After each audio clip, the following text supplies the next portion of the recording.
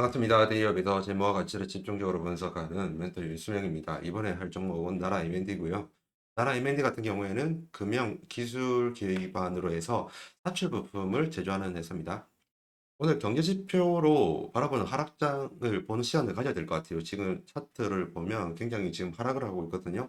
하락 사유 정도는 여러분들이 아셔야지 대응을 하실 수 있을 것 같아가지고 우선 차트 본 다음에 경제 지표 한번 살펴봐 드릴게요. 그리고 마지막으로 나라 M&D에 대한 말씀을 드리면서 금형 노하우와 그리고 원가 경쟁력이 있는 회사다라고 말씀드릴 건데 우선은 차트부터 보도록 하겠습니다. 우선 전반적으로 지금 코스피랑 코스닥이 떨어지고 있습니다. 나라 M&D 같은 경우에는 밑바닥을 한번 짚고 반등을 하는 상태였는데 뭔가 좀 호재가 있었던 것 같아요. 지금 제가 찾고 있어요. 다음 방송 때 말씀을 드릴 거고요. 근데 호재가 있었는데 지금 전체 증시가 하락하는 것 때문에 저번 주 금요일이랑 그리고 오늘 급락하고 있는 상태거든요. 오늘 나라 M&D 주주들뿐만 아니라 이제 다른 분들도 지금 거시경제적인 부분을 한번 봐야 될 것 같습니다. 왜냐하면 미국의 경제 침체에 신호가 와가지고 지금 전체 주가가 떨어지고 있는 부분이 있거든요. 전체 경제를 한번 보기 전에 말씀을 드릴 게 있어요. 우선 외국인의 수급이 나라 M&D로 들어오고 있었다라는 부분은 말씀을 드리고 싶은 부분이고요.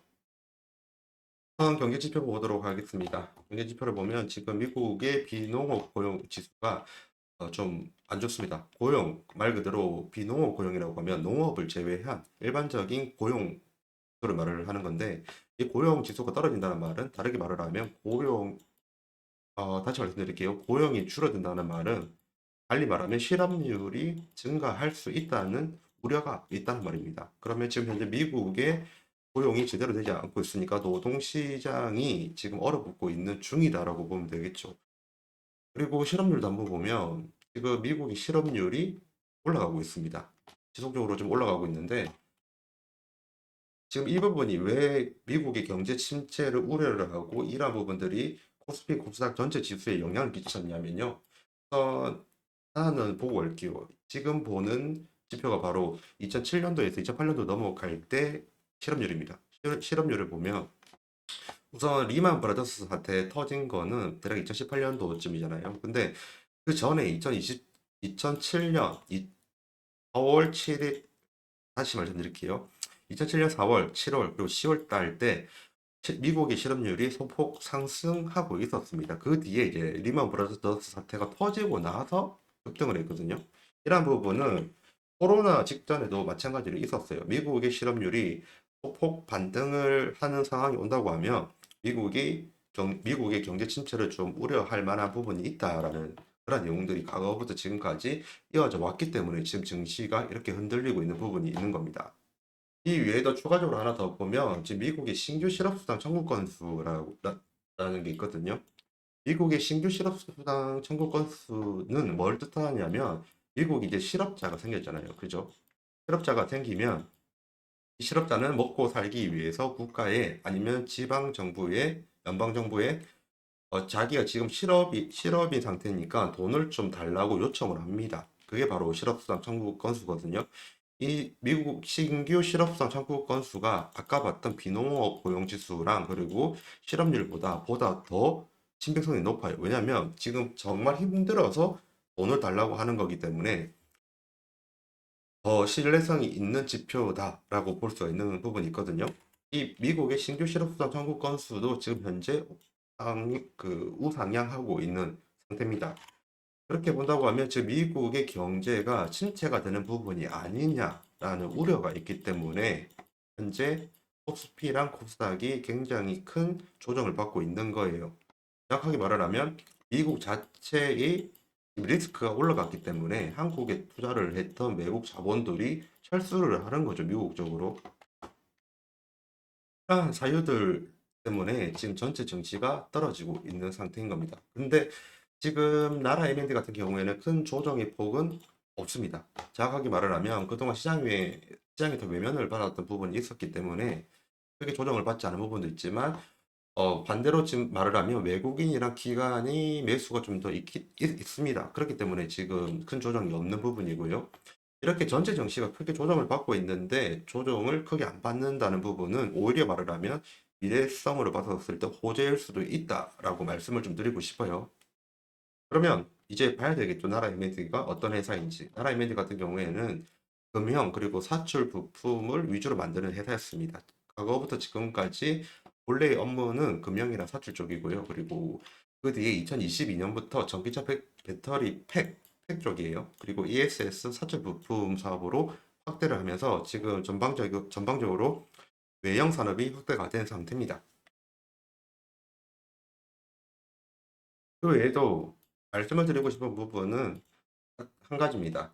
기존의 프레스랑 사출 금형이 이제 스타 매출을 유지를 하는 상태에서 추가적으로 2차 전지 쪽 그리고 자동차 쪽으로 매출 확대가 되었다. 이 부분을 말씀을 드리고 싶었고요. 그리고 원래는 기존의 하드 사업인 프레스용 금융시장 쪽은 원래 성장률이 좀 많이 없었어요. 왜냐하면 전통산업 안에 전통산업 중에서도 성장률이 좀 없는 그런 레드 오션 쪽이었거든요.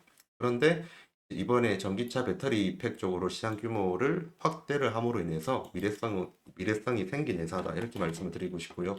주요 제품은 바로 금형을 만드는 회사고요. 그리고 배터리 팩 그 외에도 자동차와 가전, 특히 LG전자 쪽으로 납품 많이 합니다. 자동차와 가전 부품 쪽으로도 제품을 많이 만드는 회사거든요. 이해를 보다 쉽게 우선 사출이랑 그 금형 좀 말씀을 드릴게요. 사출이라고 하면 일단 일반 수질을 넣습니다. 그러면 준비되어 있는 열이랑 압력이 있어요. 이 열과 압력을 이 녹은 수지를 이제 밑으로 넣어가지고 밀어냅니다. 그러면 준비된 금형이 있거든요. 준비된 금형은 뭐냐면 준비되어 있는 형체라고 보면 돼요. 예를 들면 여러분들이 세모를 만들고 싶어요. 그러면 이 금형에 세모를 그려 넣습니다. 그렇게 해가지고 녹아 있는 고무 혹은 원재료를 넣어버리면 이 세모 안에 들어가죠. 그러면 그 뒤에 냉각을 시켜요. 냉각하게 되면 이 세모가 나옵니다. 그러한 식이 사출인데 그때 이제 이 금형 구조를 만드는 회사가 나라 M&D고요. 그리고 이러한 사출 업무까지 하는 게 나라 M&D다. 이렇게 말씀을 드리고 싶어요. 금형 같은 경우에는 이런 식으로 이거 보면 그 원재료를 녹이잖아요. 녹여서 들어오면 이제 이 이동축이 이 고용축을 땅 하고 때려요. 그러면 그 이 안에 들어갔던 내용물들이 형태를 잡히게 되는 거거든요. 그런 식으로 이제 사출과 금형을 한다라고 알면 되고요. 그 금형 사출 그리고 배터리팩도 프레싱 아니면 사출로 만들 거고요. 그리고 자동차 가전 부품도 금형이랑 사출로 만드는 그러한 제품들입니다. 그러면 지금 여기서 보면 나라 M&D 같은 경우에는 사출과 금형을 동시에 하니까 외주 가공을 맡길 필요가 없잖아요. 외주 가공을 맡길 필요가 없기 때문에 원가 절감을 할 수 있는 그런 부분이 있다. 이 정도만 참조를 하면 될 것 같습니다.